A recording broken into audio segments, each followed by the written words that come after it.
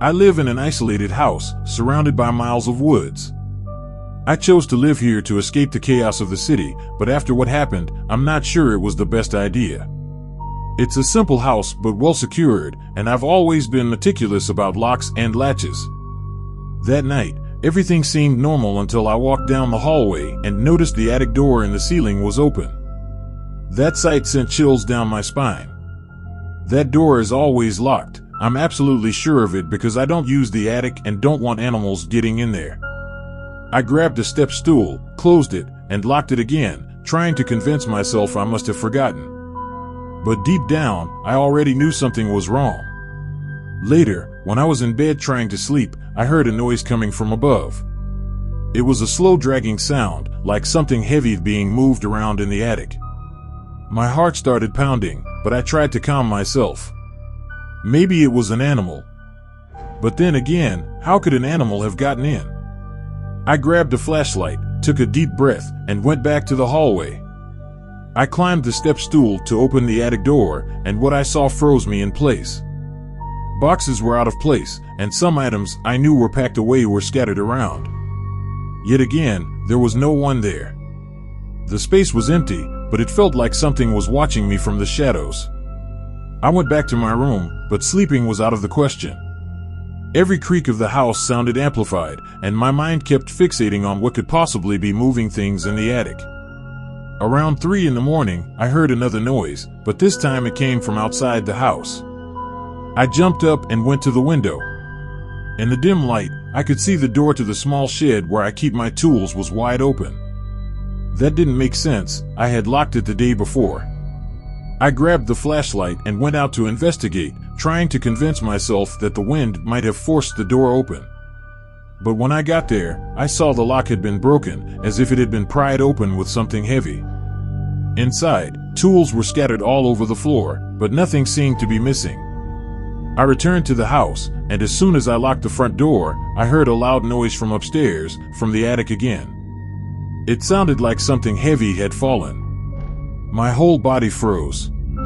I decided I wasn't going back up there alone. I called the police and explained that I thought someone had broken into my house. While I waited, I sat in the kitchen with a knife in my hand, trying to look braver than I felt. Every minute felt like an hour, and the sounds in the attic grew louder, heavy footsteps pacing back and forth. As I waited, my mind started piecing things together. The attic door being open, the noises up there, the shed being broken into. Everything pointed to someone being in my house. But who? And why? My heart was racing, and cold sweat dripped down my back. Suddenly, the noises stopped. The silence was even more terrifying than the sounds. I gathered some courage and crept back into the hallway, trying to listen closely. The attic door was still shut, but an awful feeling swept over me, like something was about to happen. Then I noticed something I hadn't seen before. On the floor, right under the attic door, was a fine layer of white dust. It looked like plaster, as if it had fallen from a crack or from something being moved up there. I don't know why, but that sight made me even more nervous.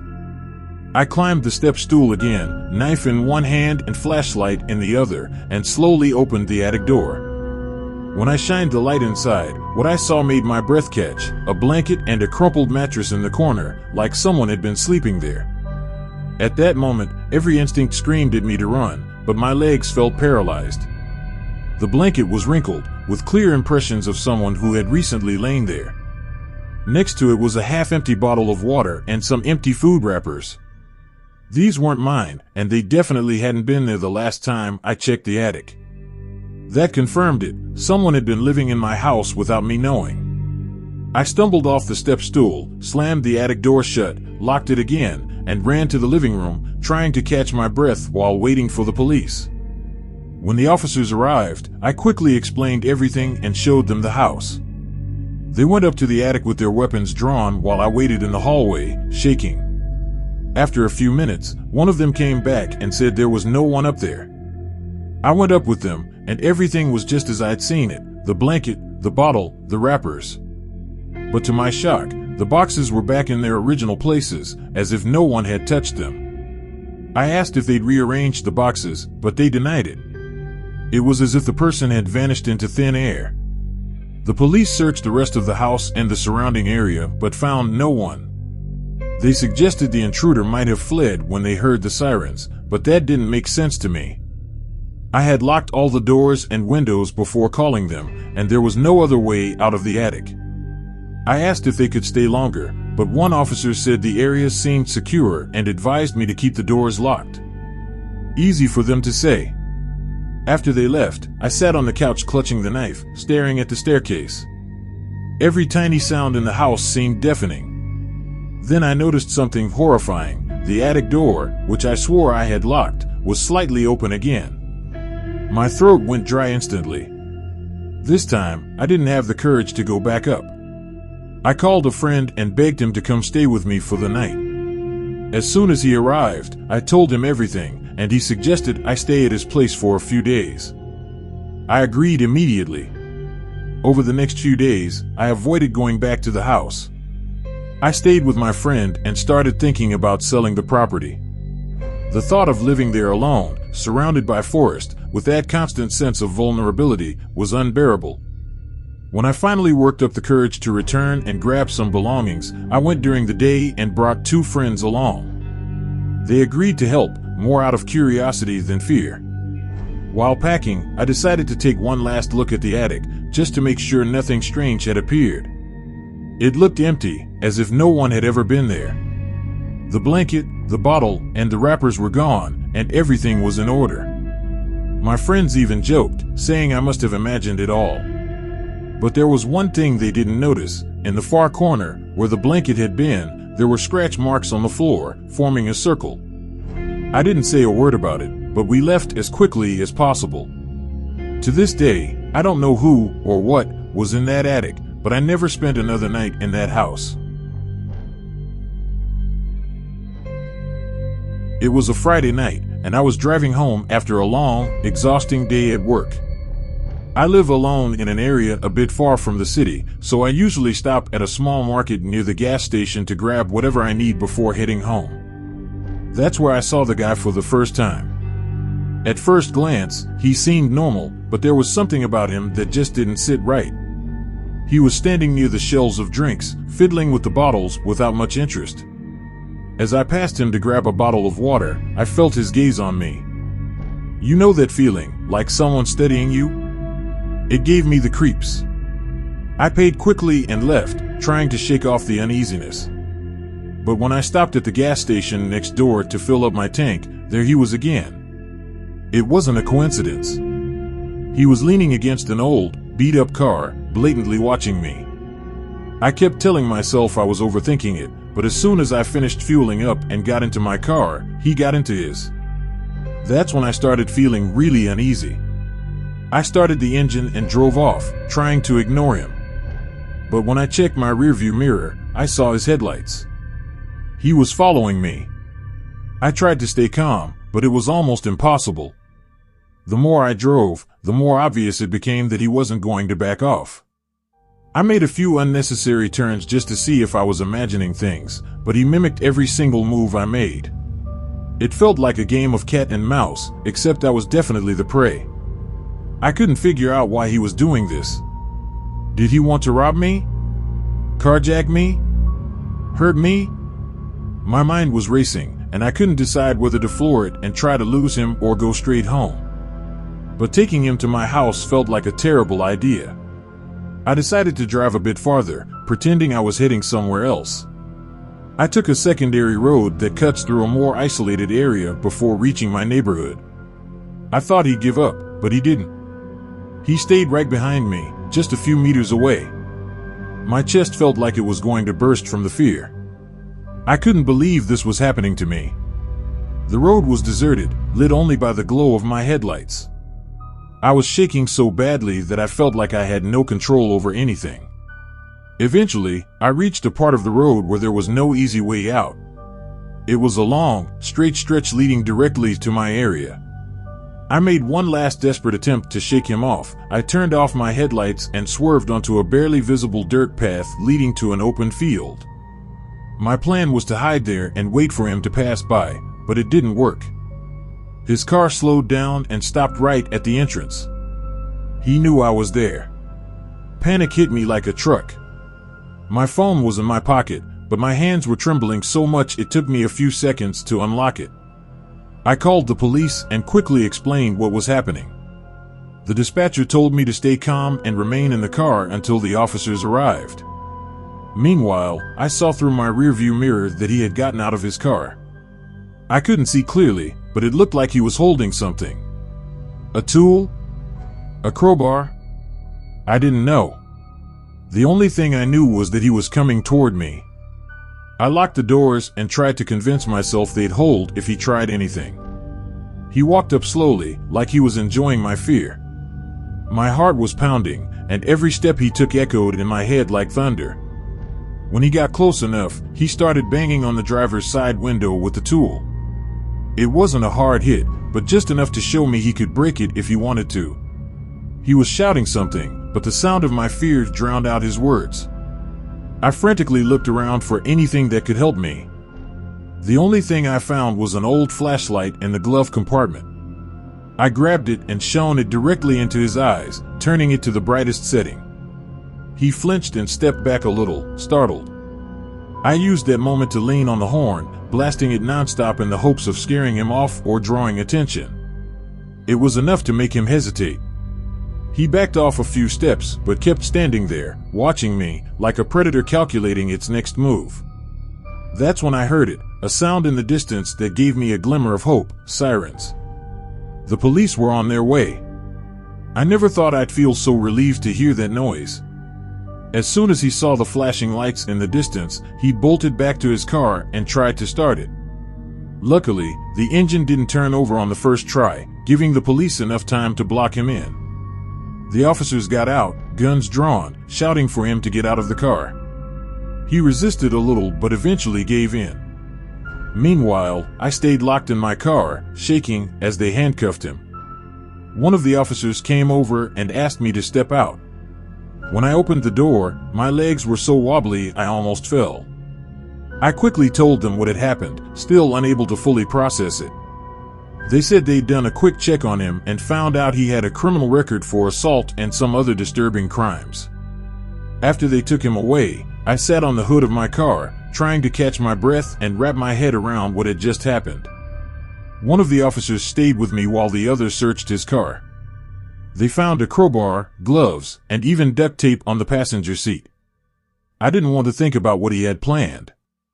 The officer told me the guy probably picked me randomly at the gas station, maybe because I was alone and in an isolated spot. To this day, I get chills thinking about it.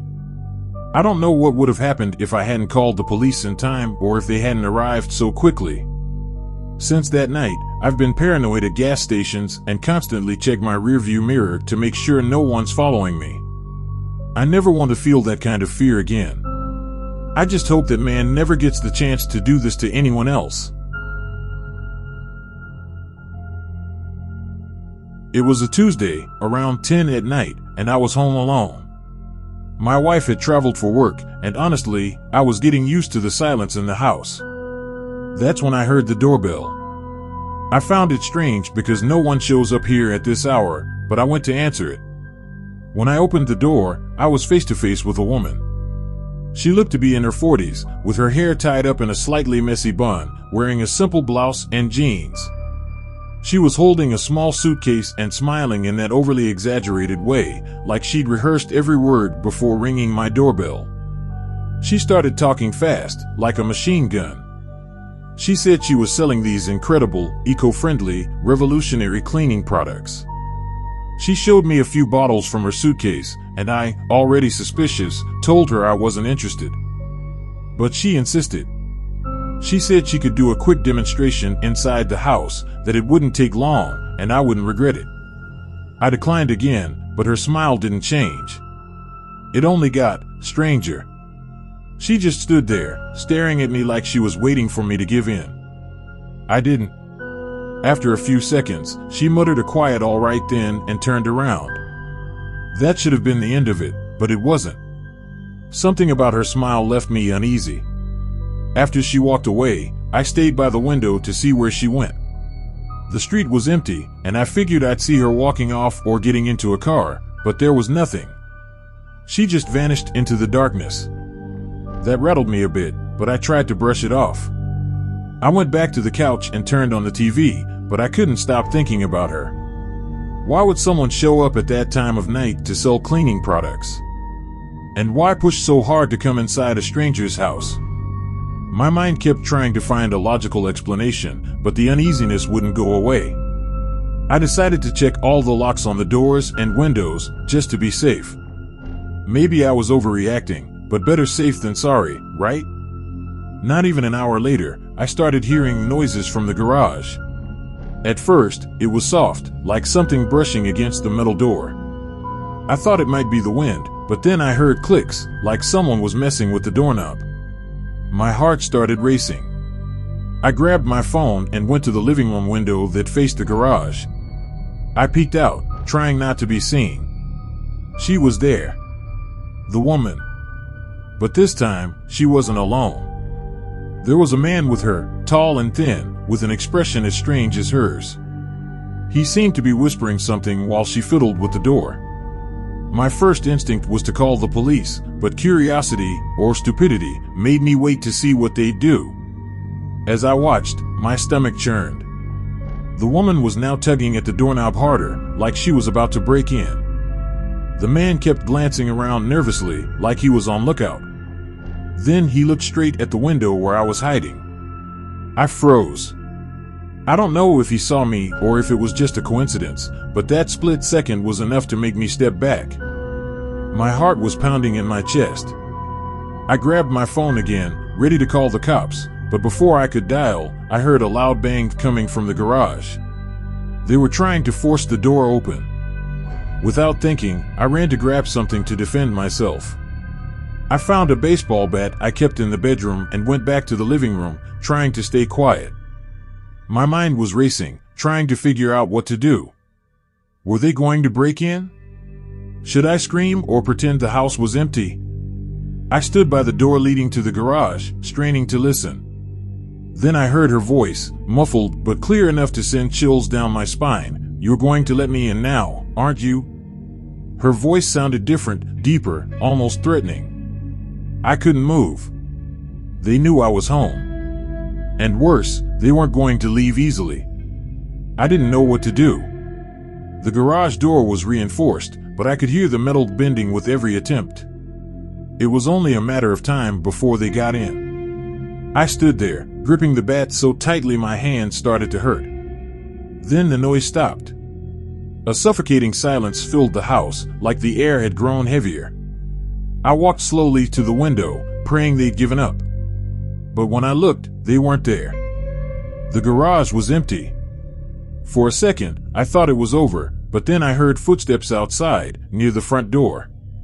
I circled through the living room, trying to peek without being seen. That's when the doorbell rang again. 3 quick rings, followed by loud knocks. My heart felt like it was about to burst. "Who is it?" I asked, trying to sound confident, but my voice shook.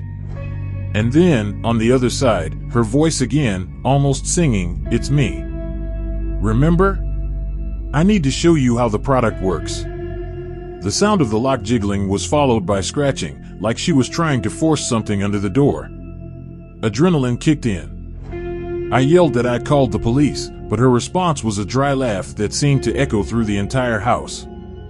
I ran to the landline to make sure the police were really on their way. I called quickly and explained the situation, but every second it took to dispatch a unit felt like an eternity. Meanwhile, the scratching and banging at the door grew louder. I went upstairs to try to see what they were doing from a window. That's when I saw something that made my blood run cold. The man was standing in the middle of the yard, staring directly at me, while the woman kept working on the front door. He was holding something shiny in his hand. It looked like a knife. I backed away, shaking, trying to figure out what to do. Then I heard the sound of glass breaking from the kitchen. I crept downstairs, clutching the baseball bat like it was my lifeline. The woman had made it inside. I saw her briefly, moving through the kitchen with a knife in her hand. She was whispering something I couldn't make out, repeating it over and over like a mantra. At this point, I was panicking, looking for a place to hide. I thought about locking myself in the bathroom, but on my way there, I realized the man was now inside too. He was standing in the hallway. I froze. The hallway seemed to stretch endlessly between me and him.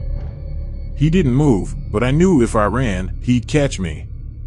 I gripped the bat tightly and took a step back, keeping my eyes on him. That's when the woman appeared in the corner of my vision, coming from the kitchen. She was smiling now, but it was a smile that had nothing human about it.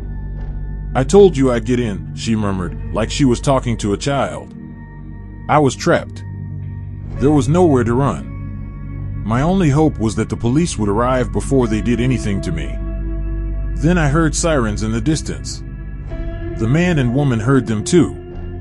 She frowned, looking annoyed, and he took a step back, still staring at me. "This isn't over," she said before turning and running toward the kitchen door. He followed her right after. I rushed to lock every door and window again, barely believing they were leaving. When the police arrived, I was shaking so much I could barely explain what had happened. They searched the area but found no one. To this day, I don't know if they were just criminals, mentally unstable people, or something even worse. But one thing I do know, I'm never opening the door for a stranger again, no matter what they're selling. I never thought something as simple as receiving a bouquet of flowers could put me in such a bizarre situation. It all started yesterday afternoon. I got home, and the delivery guy had left the bouquet at my door.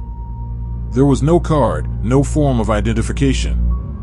I looked at the flowers, and for a moment, I felt something was off. They were beautiful, but there was something about it that didn't make sense, getting flowers without knowing who sent them. I decided to leave them at the door while I went inside, thinking maybe it was a friend or some kind of mistake. Still, the fact that I had no idea who sent them left me with an uneasy feeling. Night fell, and the house seemed calm at first. But then I started hearing whispers coming from outside. I can't tell exactly when it started, but I felt like someone was out there, hiding in the dark. I tried to ignore it, but the more I tried, the louder the whispers seemed to get, soft, almost inaudible, but undeniably real. At first, I thought it was just my imagination. Then I heard a noise on the porch. I went to the window and saw the bouquet, which had been untouched earlier, completely destroyed. The flowers were scattered across the ground, and what made my blood run cold was the crumpled, dirty note that wasn't there before. When I read what was written, fear took over me in a way I still can't explain. The words on the note were written in dark red ink, hurriedly scrawled like someone had been in a rush to finish. It said, "Why didn't you accept my flowers?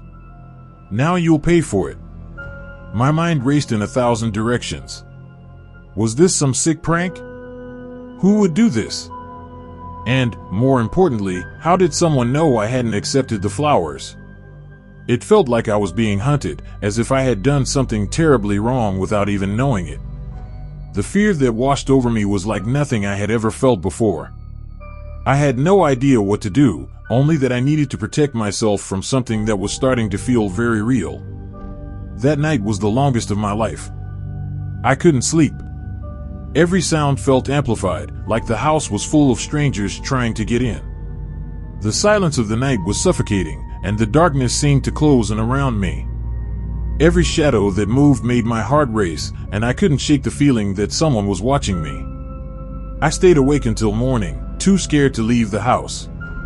I kept replaying the note in my head, "Now you'll pay for it," over and over, trying to make sense of it. But nothing made sense.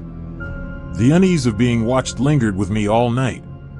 When the sun finally came up, I was exhausted but still on edge. The first thing I did was go outside to grab the note and try to make sense of everything. But when I opened the door, the note was gone. The destroyed flowers were still scattered on the ground, but the note had vanished, as if it had never been there. A chill ran down my spine. I knew what I had read. Had someone come back to take it during the night? Or worse, were they still around? I grabbed a broom to sweep up the flowers, trying to convince myself it was just an isolated incident, but the feeling of being watched only grew stronger. After cleaning up, I went inside and headed straight for the shower. The hot water was the only thing that seemed to calm my nerves, even a little. But while I was in there, I heard a noise downstairs, like something had fallen. My heart was in my throat.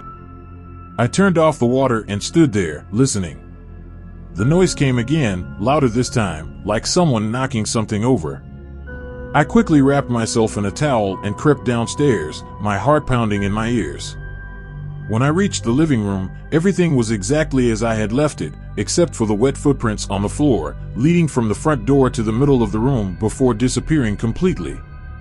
I froze, staring at those footprints. They weren't mine, I was certain of that. They were wet, like someone had walked in with soaked shoes. But it made no sense. I had just cleaned the porch, and it was dry outside. The only thing wet was the floor in my living room. The front door was still locked, just as I had left it, but the footprints started there. My whole body was on edge as I tried to make sense of it. Was I losing my mind? I took a hesitant step toward the footprints, trying to understand, but as soon as I did, I heard something behind me, a whisper. I spun around, expecting to see someone, but there was nothing there.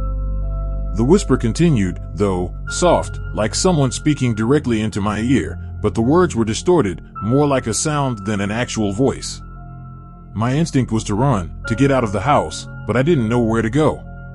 What if someone was following me outside too? I grabbed my phone from the table and called the police. The dispatcher's voice felt distant as I tried to explain what was happening. She said they would send a patrol car, but that didn't make me feel any safer. I sat there, clutching my phone, waiting for something, anything, to happen. When the police arrived, I ran to open the door. 2 officers came in, and I tried to explain everything. But their expressions changed as I showed them the footprints. They were gone. The floor was completely dry, as if nothing had ever been there. I insisted, telling them about the note, the noises, the water. They listened, but I could tell they didn't believe me. One of them suggested I might be stressed or that it was some kind of prank. They checked the house and said everything looked normal. When they left, I stood in the doorway, watching their car disappear down the street, feeling like the last person left on Earth. After the police left, the silence in the house felt heavier than ever. I knew they didn't believe me, but something was happening, and I had to figure out what. I decided to check the security cameras I had on the porch, hoping they'd caught something. When I opened the app on my phone, I saw there were recordings to review. The footage showed the porch exactly as I'd left it, with the destroyed flowers still on the ground. But around 3 a.m., the video glitched. The image flickered, like something was interfering. When it came back, the flowers and the note were gone, just like that. I watched the video over and over, looking for any movement, any shadow, anything, but there was nothing except that strange glitch. My mind was racing, trying to connect the dots, but none of it made sense. The fear was starting to turn into paranoia. I decided I wasn't going to spend another night in that house without answers. I started packing a bag to leave for a few days. But as I was throwing clothes into my bag, I heard a loud noise from the kitchen, like something crashing to the floor. Summoning what little courage I had left, I went to check, convincing myself it was just something I'd knocked over earlier. When I got to the kitchen, every cabinet and drawer was open, and the utensils were scattered across the floor. There was no way this could have happened on its own. The terror I felt was immediate, and for the first time that night, I seriously considered just running out of the house and never looking back. But then I noticed something. In the middle of the table, where there had been nothing before, was the destroyed bouquet. The flowers I had thrown out earlier were back, arranged haphazardly. And in the middle of them was a crumpled piece of paper. My hands were trembling as I picked it up and unfolded it. The same handwriting as before, but this time it said, "I warned you. You'll pay for this." That was enough for me. I grabbed my bag and bolted out of the house, not even bothering to lock the door. I spent the night at a friend's place, only giving him vague details because I knew no one would believe me. The next day, I went back with him, and the house was completely silent. Everything was exactly as I'd left it, except the bouquet and the note were gone. Since then, I haven't seen or heard anything strange, but I still feel like I'm being watched, like this isn't over. To this day, I don't know who sent those flowers or what really happened that night, but the fear I felt is something I'll carry with me forever.